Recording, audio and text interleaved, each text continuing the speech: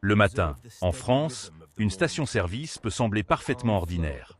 Les voitures passent, les livraisons arrivent, les rayons restent pleins, et rien ne laisse penser qu'un bras de mer, à des milliers de kilomètres, puisse déjà peser sur cette apparente normalité. C'est précisément comme cela que commencent les grands chocs économiques.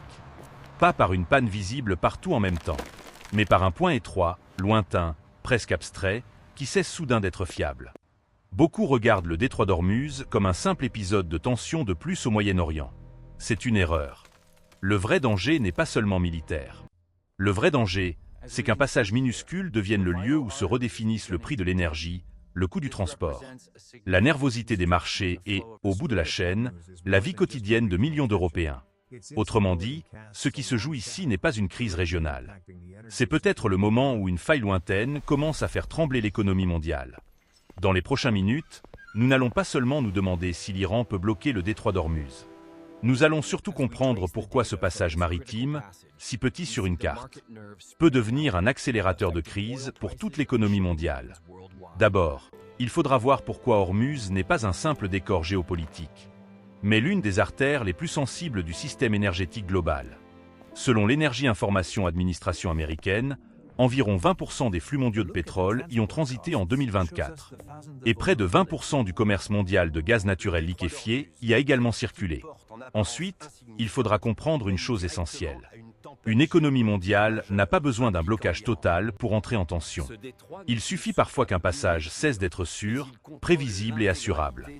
Reuters rapporte d'ailleurs qu'au début du mois de mars 2026, les perturbations autour d'Ormuz ont laissé environ 150 navires immobilisés, tandis que les assureurs ont commencé à retirer ou à renchérir fortement les couvertures de guerre.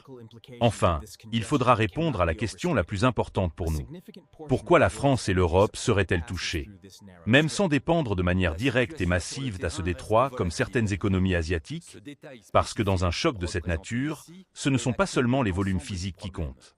Ce sont aussi les prix mondiaux, les coûts du transport, l'assurance, les délais, la psychologie des marchés et, au bout de la chaîne, la facture énergétique et le coût de la vie. Autrement dit, cette vidéo va suivre un chemin très simple. D'abord, comprendre pourquoi Ormuz compte. Puis, voir comment une menace locale devient un choc mondial.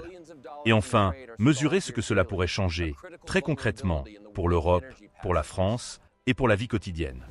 Pour comprendre ce qui est en jeu, il faut d'abord oublier l'image d'un simple détroit sur une carte. Ormuz n'est pas seulement un passage maritime. C'est un étranglement, un couloir étroit entre l'Iran et Oman qui relie le Golfe à l'océan Indien et à travers lui, à l'ensemble du commerce énergétique mondial. Ce point de passage est stratégique pour une raison très simple. Une grande partie du pétrole exporté par les monarchies du Golfe ne vaut réellement quelque chose que s'il peut sortir. Tant qu'il reste sous terre, ce n'est qu'une ressource. C'est le transport qui transforme cette ressource en puissance, en revenus, en influence, en approvisionnement mondial. Et c'est là que le détroit d'Ormuz devient une faille du système. Parce que le monde moderne repose moins sur l'existence des ressources que sur la fluidité de leur circulation. Nous avons souvent l'impression que la sécurité énergétique dépend d'abord des réserves. En réalité, elle dépend tout autant des routes, des assurances, des ports, des tankers, des délais et de la confiance dans le fait que tout cela continuera à fonctionner demain comme hier. Le problème d'Ormuz n'est donc pas seulement sa position géographique. Le problème, c'est sa concentration. Quand un volume aussi important de pétrole brut, de produits raffinés et de gaz naturel liquéfié doit passer par un goulot aussi étroit, ce goulot cesse d'être un détail. Il devient un test de résistance pour toute l'économie mondiale. Et il y a ici une autre illusion à corriger. Beaucoup imaginent qu'une crise à Ormuz toucherait d'abord les pays qui importent directement depuis le Golfe, et que l'Europe ne serait concernée qu'ensuite, de manière indirecte. C'est partiellement vrai, mais seulement partiellement, parce que dans le marché énergétique contemporain, l'Europe n'achète pas seulement des molécules, elle subit aussi un prix mondial. Et ce prix mondial peut être bouleversé même avant que les pénuries physiques ne soient visibles. Autrement dit, Ormuz n'est pas seulement un lieu. C'est un point où se rencontrent la géographie, la finance, l'assurance, la guerre, le commerce et la psychologie des marchés. Tant que ce point fonctionne, le système paraît stable. Quand ce point vacille, tout ce qui semblait éloigné commence soudain à se rapprocher.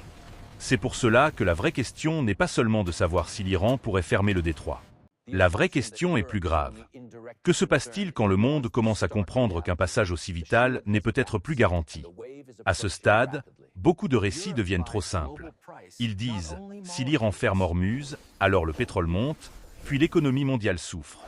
C'est une formule efficace, mais elle cache la mécanique réelle. Dans le monde concret, les marchés n'attendent presque jamais un blocage total, officiel, parfaitement net, pour paniquer. Ils réagissent bien avant.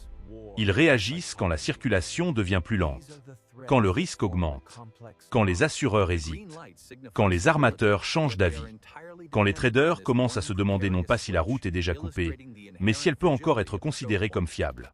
C'est cela, le vrai déclencheur. Pas seulement la fermeture, la perte de confiance.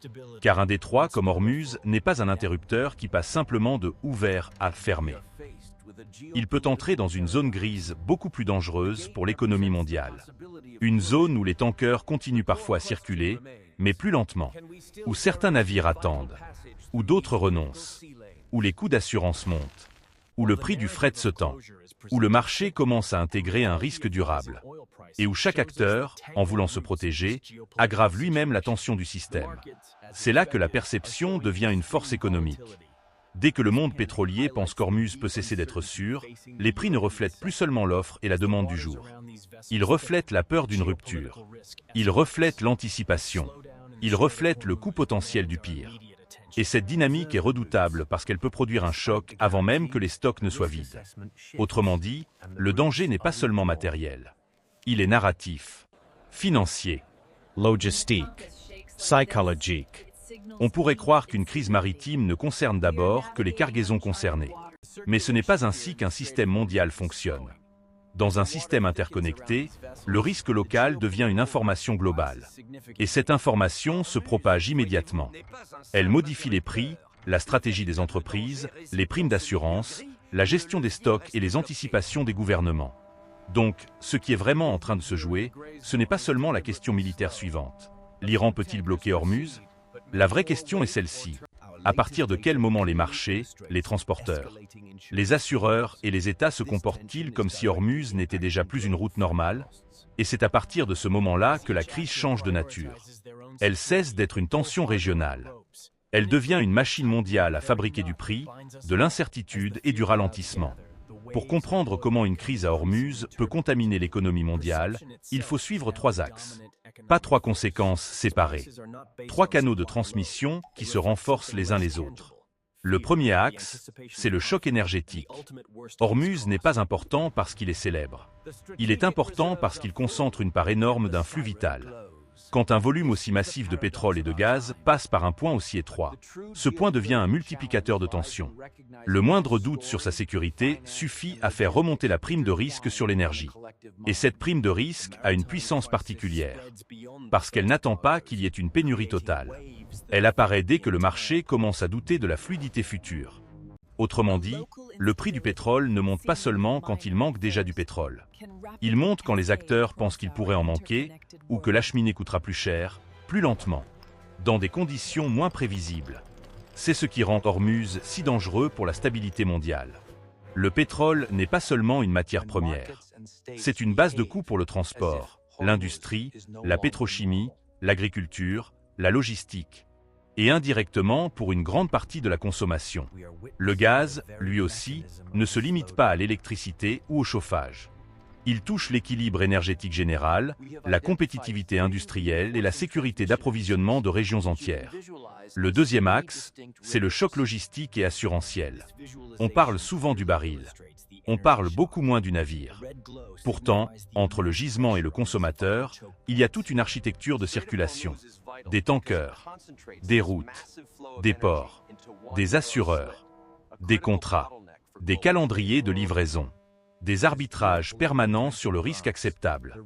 Quand une zone comme Ormuz devient instable, le problème ne se limite pas au volume qui passe. Le problème, c'est que toute la chaîne devient plus coûteuse à faire fonctionner. Le transport n'est plus seulement un déplacement. Il devient une prise de risque. À partir de là, plusieurs choses peuvent se produire en même temps. Les primes d'assurance montent. Certains armateurs exigent une rémunération plus élevée. D'autres préfèrent attendre. Les cargaisons se réorganisent. Les délais s'allongent. Les entreprises doivent couvrir un risque plus important. Les États surveillent leurs stocks avec plus d'inquiétude.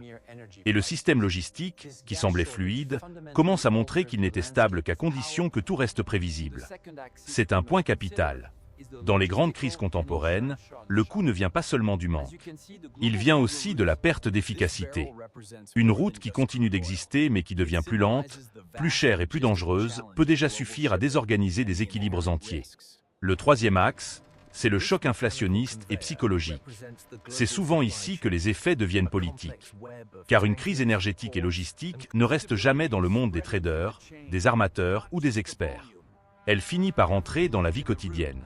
Pas toujours de manière brutale au premier jour, mais par couches successives. D'abord, les marchés réévaluent le risque. Ensuite, les prix de gros réagissent. Puis les entreprises ajustent. Certaines répercutent. D'autres absorbent temporairement. Puis la pression remonte vers les carburants, l'électricité, les biens importés, les coûts de transport, les marges industrielles. Et finalement vers le pouvoir d'achat. Mais ce troisième axe est encore plus profond que cela, parce qu'il touche à la psychologie collective. Quand l'énergie redevient une source d'angoisse, ce n'est pas seulement une question de coût, c'est une question de confiance. Les ménages deviennent plus prudents. Les entreprises hésitent davantage à investir. Les gouvernements craignent une rechute inflationniste. Les banques centrales surveillent le choc avec nervosité. Et toute l'économie entre dans une zone plus fragile, non seulement parce que les prix montent, mais parce que les anticipations se détériorent. C'est cela, la vraie force d'une crise à Hormuz. Elle ne frappe pas en ligne droite. Elle frappe en cascade. Elle commence par l'énergie. Elle se diffuse par la logistique. Elle s'installe dans les prix. Puis elle se transforme en climat économique plus lourd. Et c'est précisément pour cela qu'un détroit lointain peut devenir un problème intime. Parce qu'entre le Golfe et la France, entre un tanker et un ticket de caisse, il n'y a pas un vide. Il y a une chaîne. Et quand le premier maillon tremble, tout le reste finit par vibrer. À ce moment-là, une objection revient souvent. Oui, Hormuz est crucial. Oui, l'Asie en dépend massivement. Mais pourquoi la France devrait-elle vraiment s'inquiéter ? La réponse exige de sortir d'une vision trop mécanique. La France et l'Europe ne sont pas exposées à Hormuz de la même manière que le Japon, la Corée du Sud ou certaines économies asiatiques. L'Agence internationale de l'énergie note d'ailleurs qu'en 2025, l'Europe n'a représenté qu'environ 4% des flux de brut transitant par Hormuz. Très loin derrière l'Asie. Si l'on s'arrêtait à cette seule donnée, on pourrait croire que le risque est limité. Mais ce serait manquer l'essentiel. Car l'Europe n'importe pas seulement des volumes. Elle importe aussi un prix mondial. Et dans une crise comme celle-ci, c'est cela qui compte. Même si la molécule qui alimente une raffinerie française ne vient pas directement du Golfe, son prix, lui, se forme sur un marché mondial sous tension. Si Hormuz devient incertain, le pétrole se réévalue partout. Le gaz se réévalue partout. Les coûts du transport maritime se tendent. Les assureurs revoient leurs tarifs. Les entreprises réexaminent leurs stocks. Et l'Europe, déjà plus fragile qu'elle ne voudrait l'admettre sur le terrain énergétique, subit ce renchérissement diffus avant même de parler de pénurie physique. C'est ainsi que le choc devient concret. La première conséquence, c'est évidemment le carburant. Pas forcément sous la forme d'une explosion instantanée partout au même moment, mais sous la forme d'une pression durable à la hausse. Un pétrole plus cher finit par se traduire par des coûts plus élevés pour la mobilité, pour la logistique, pour les entreprises de transport, et donc, en bout de chaîne, pour les consommateurs. La deuxième conséquence, c'est l'énergie au sens large. Le marché européen a déjà appris, depuis 2022, qu'il n'existe plus de véritable séparation étanche entre une crise régionale de l'approvisionnement et la facture d'un ménage européen. Le gaz naturel liquéfié compte ici énormément, et l'EIA rappelle qu'environ 1/5 du commerce mondial de GNL est passé par Hormuz en 2024. Autrement dit, même sans rupture totale, une dégradation durable de la sécurité dans la zone peut raviver la nervosité sur les marchés gaziers. Donc sur l'électricité, donc sur une large part des coûts de production. La troisième conséquence, c'est la logistique. Et elle est souvent sous-estimée. Quand une route maritime devient risquée, ce ne sont pas seulement les tankers qui sont concernés. Reuters a rapporté que les perturbations récentes dans la région ont également pesé sur le trafic commercial au sens large, avec des navires bloqués, des files d'attente et une pression croissante sur les chaînes d'approvisionnement. Pour l'Europe, cela signifie une chose très simple. Des délais plus longs, des coûts plus élevés, des arbitrages plus tendus. et à la fin, des prix plus fragiles. La quatrième conséquence est plus insidieuse encore. C'est le retour de l'angoisse inflationniste. Depuis 2 ans, les économies européennes cherchent à sortir d'une séquence où l'énergie a déjà servi de détonateur à une inflation large. Si Hormuz cesse d'être fiable, même partiellement, la peur d'un nouveau choc peut suffire à durcir les anticipations. Les entreprises deviennent plus prudentes. Les gouvernements craignent une rechute du pouvoir d'achat. Les banques centrales hésitent davantage. Et tout ce qui semblait se stabiliser peut recommencer à vaciller. En France, cela ne se lirait pas seulement sur une courbe macroéconomique. Cela se lirait dans des choses beaucoup plus simples. Le plein d'essence, le coût d'une livraison, le prix de certains biens importés, les marges de PME déjà comprimées. La difficulté, pour des ménages fatigués, d'absorber encore une hausse diffuse sans avoir le sentiment d'une crise officielle. Et c'est peut-être cela, le plus important. Une crise à Hormuz ne signifierait pas forcément que la France manquerait immédiatement d'énergie. Elle pourrait être plus subtile que cela, plus perverse. Elle signifierait que tout devient plus cher, plus nerveux, plus instable, dans une économie qui supporte déjà mal l'incertitude importée. Autrement dit, la France ne serait peut-être pas frappée d'abord comme un pays en rupture. Elle serait frappée comme un pays exposé à un monde où les prix, les flux et la confiance deviennent plus volatiles. Et pour une société où le pouvoir d'achat, les coûts de transport, la compétitivité industrielle et la fatigue budgétaire sont déjà des sujets politiques permanents. Cela suffirait largement à transformer une crise lointaine en problème national. Alors, que se passerait-il si l'Iran bloquait le détroit d'Ormuz? La réponse la plus sérieuse n'est pas que le monde s'arrêterait du jour au lendemain. La réponse la plus sérieuse, c'est que le monde entrerait dans une zone de tension beaucoup plus dangereuse que ne le suggère l'image simpliste d'un simple oui ou non à la fermeture. Si le blocage était bref, partiel, ambigu ou rapidement contenu, le premier choc serait surtout un choc de prix. Le pétrole grimperait. Le gaz serait réévalué. Le transport deviendrait plus coûteux. Les marchés intégreraient une prime de risque plus forte. Et l'Europe, même sans rupture physique immédiate, importerait ce durcissement par les carburants, l'énergie, la logistique et le climat économique. Si le blocage durait davantage, la crise changerait de dimension. On ne parlerait plus seulement d'une nervosité des marchés. On parlerait d'une désorganisation plus profonde des flux, d'un renchérissement durable des assurances, de retard, de réallocation des cargaisons, de stratégies défensives des entreprises et d'un affaiblissement plus net de la croissance. À ce stade, le choc ne serait plus seulement énergétique.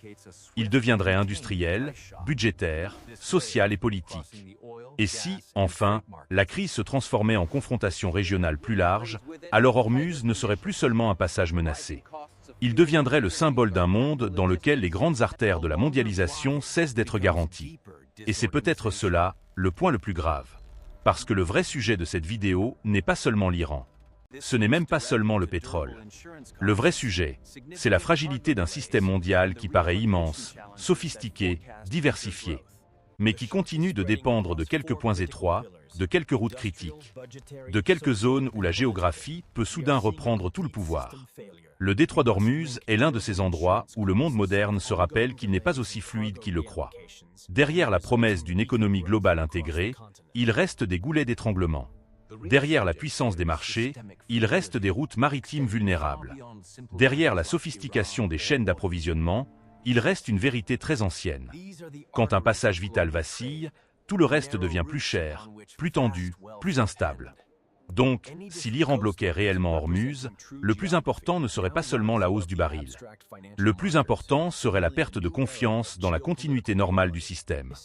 Et dans une économie mondiale déjà lourde de dettes, de tensions géopolitiques, de fatigue inflationniste et de dépendance cachée, cette perte de confiance pourrait suffire à transformer un incident régional en choc global. Voilà pourquoi cette question ne concerne pas seulement le Golfe. Elle concerne aussi Paris. Elle concerne l'Europe.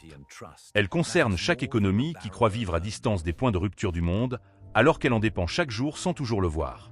Si vous voulez, dans la prochaine enquête, on peut prolonger cette logique avec une autre question décisive. Qui a réellement le pouvoir de compenser un choc à Hormuz? Les producteurs du Golfe, les États-Unis, les réserves stratégiques, ou bien personne? Dites-moi en commentaire quel est, selon vous, le vrai danger si Hormuz vacille. Le pétrole, le gaz, la logistique ou la panique des marchés. While the world focuses on the icons of threat circling this vital waterway, we must ask ourselves, what is the real danger